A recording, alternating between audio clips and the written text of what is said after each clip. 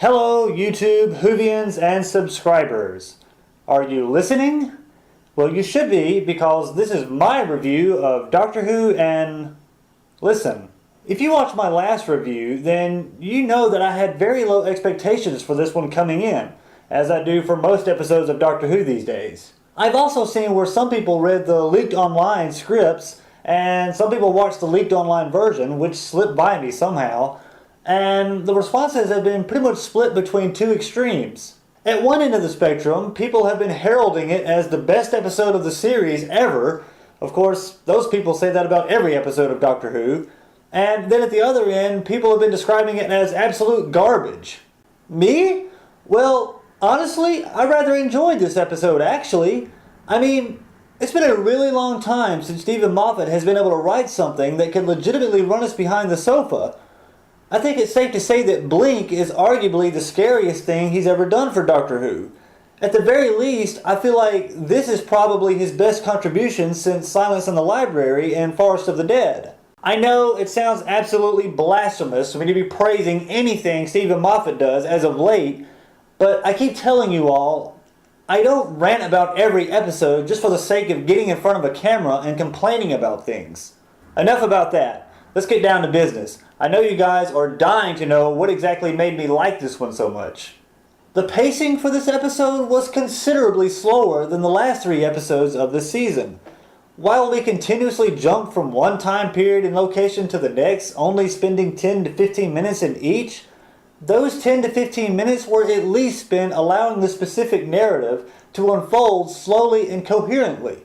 I say specific narrative because the narrative of this episode is something I'm going to touch on in a moment in my complaints. This episode was also completely devoid of any shaky camera work. I think there may have been like one cut. I know I keep bringing this up as a complaint whenever it's used, and most of you find it very nitpicky of me to be complaining about the camera work, but honestly, it just makes it so much easier to just sit, relax, focus on what's happening, and well, listen. No pun intended. I'm not kidding about this either. I salute this episode's director for refraining from using such a trendy, overused technique that doesn't even do what it's intended to do. Speaking of listening, another positive note was that the incidental scores were much more subtle and sparse.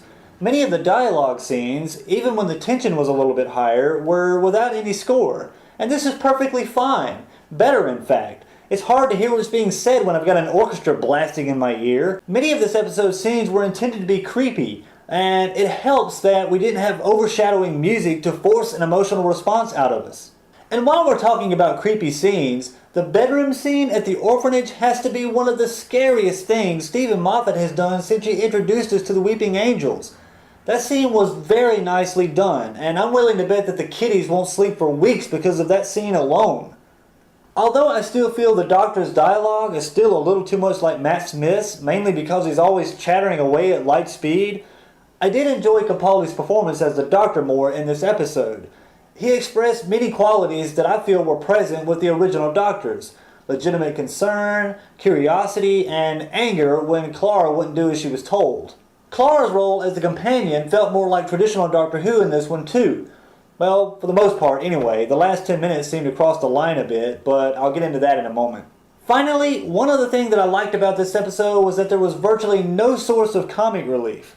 Moffat evidently intended to scare the shit out of us with this one, and he finally did it without feeling like he had to butter it up with Strax. Maybe the romantic subplot served in that respect. Which brings me to things that I didn't like about it. Probably one of my biggest complaints was that this episode was split between 2 stories. Although it mainly focused on the Listen plotline, we occasionally had to make pit stops back on present-day Earth to further Danny and Clara's date night a little bit more. I mean, we probably could have left all those date scenes out and the episode still would have been fine. Those scenes were written exclusively to develop the romance between Pink and Clara. I'm not really sure why Moffat feels like he has to rush through this development, instead of spreading it over maybe 2 seasons. The last time we had 2 Cohill teachers in the TARDIS was in the form of original first-time companions Ian and Barbara, and while they arguably developed romantic feelings for one another by the time of their departure in The Chase, it was never a key plot point in the series, and it was never really touched on in any particular story. And with good reason, because it was irrelevant. The same is true now. The romance between Clara and Pink is only in Doctor Who for the sake of having romance in Doctor Who. And that's just silly. The show does fine without it. And if you don't think you can handle Doctor Who without romance, then maybe you're in the wrong place. This is foremost science fiction, remember? Moving on. As I mentioned earlier, the narrative is one of my complaints in this episode. While it was frightfully good, the narrative was severely disjointed. It just felt like we could never establish one specific plot and stick with it. In the opening 15 minutes, we're dealing with an invisible creature that could or could not exist around us at all times. A good play on all those little things we noticed, like TVs going off by themselves, noises under our bed, creaking houses, moaning pipes, etc. The problem is that about a third of the way through the episode, we completely change direction and start focusing on what appears to be some sort of paradoxical connection between Clara, Danny, and the Doctor.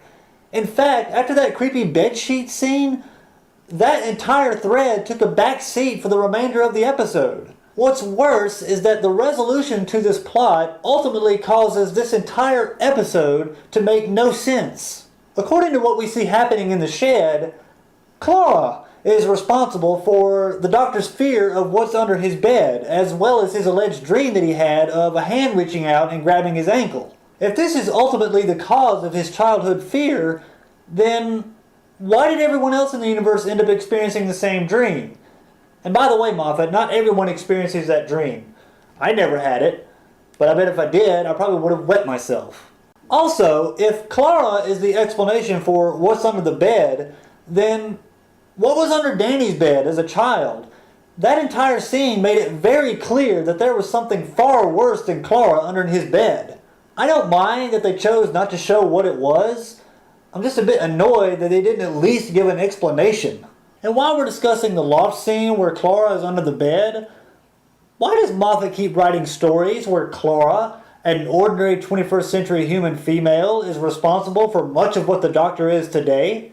For those of us keeping score, she encouraged the Doctor and Susan to choose the right TARDIS, appeared on the roadside as the third Doctor whizzed by, caused the Daleks to forget the Doctor, jumped into the Doctor's time stream to save him, causing her to be splintered all through time, delivered a speech to the Time Lords through a crack that shouldn't exist, and convinced him to grant the Doctor another cycle of regenerations. And now she's responsible for one of the Doctor's childhood fears. She's a menace. I'm surprised the Doctor isn't like, "Damn girl, get up out of my Kool-Aid. You don't know what flavor this is."